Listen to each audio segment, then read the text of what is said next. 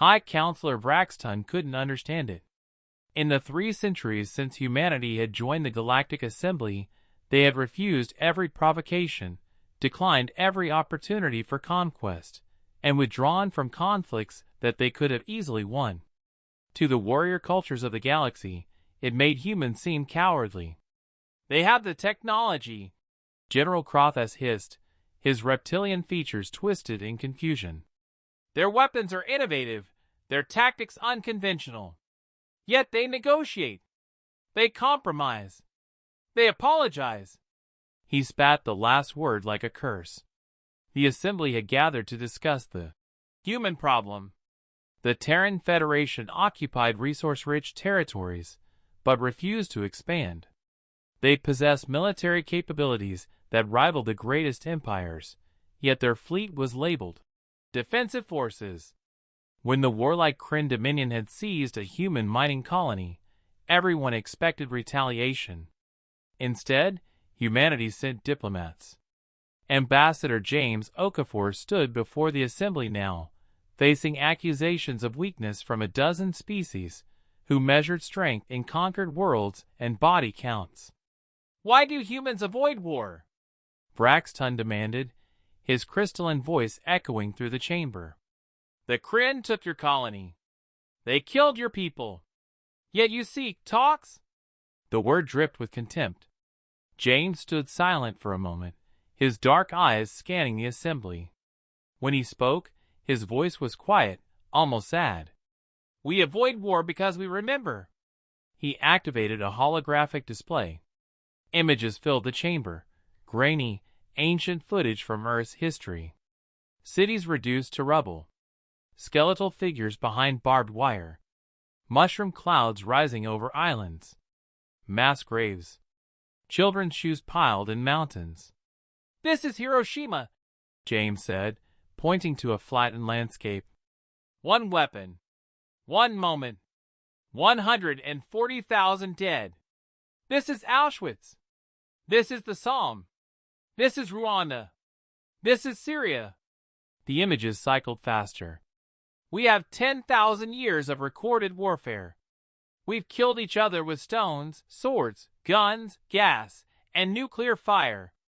The Assembly watched in uncomfortable silence. "We learned what total war means," James continued. "We learned that victory often costs more than defeat. We learned that the weapons we create eventually destroy us if we're not careful." He paused. "We split the atom and immediately used it to vaporize 2 cities. We created biological weapons that could sterilize continents. We built machines that could think, and they nearly exterminated us." Braxton's form flickered with unease. "But you survived.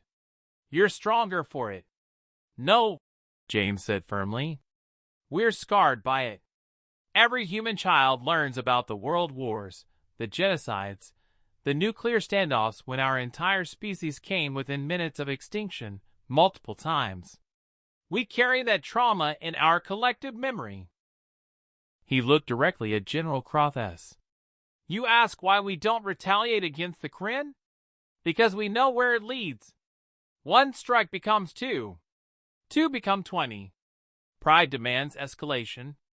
Fear demands first strikes. Before you know it, entire species are extinct, and no one remembers why it started. So you're cowards," Crothas sneered. James smiled grimly. "No, General. We're terrified. There's a difference." He pulled up another display, technical specifications that made several Assembly members recoil. "This is humanity's arsenal. We have weapons that can crack planets. Nanoplagues that can rewrite DNA. AI-guided swarms that can consume entire fleets. We have the ability to sterilize the galaxy." He let that sink in. "We don't use them because we remember what happened when we used lesser weapons on ourselves."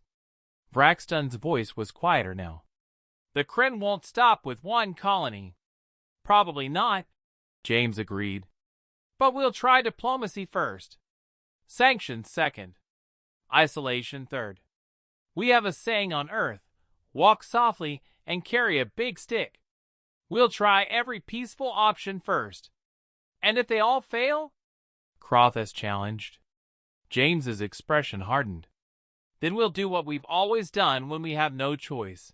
We'll fight with everything we have, and we'll hate ourselves for it afterward. But we'll never start a war willingly, because we know something you don't. What's that? How wars end? James gestured to the historical images still floating in the chamber. Everyone thinks they'll win quickly. Everyone believes their cause is just. Everyone assumes they'll be the one standing at the end. We've learned that war doesn't care about assumptions. It consumes everything, winners and losers alike. He began walking toward the exit, then paused. Humanity doesn't avoid war because we're weak. We avoid it because we're experienced. We've danced with extinction so many times that we recognize the music. And we'd rather sit out the dance than lead the galaxy into the same abyss we barely climbed out of. The chamber remained silent as he left. 3 weeks later, the Kryn Dominion returned the mining colony and issued a formal apology. Their intelligence services had provided them with a full analysis of humanity's military capabilities. Their report's conclusion was simple. The humans avoid war not because they cannot fight, but because they perfected it. They know exactly how much damage they can inflict. This restraint is not weakness, it's mercy. Do not mistake it for inability. If forced to fight, they will not stop until the threat is eliminated entirely.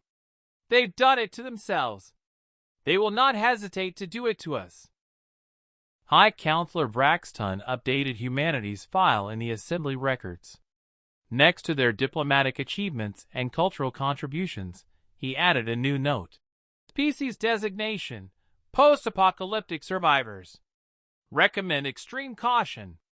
They've seen the end of the world and chose to rebuild rather than repeat. This makes them either the wisest or most dangerous species in the galaxy. Possibly both.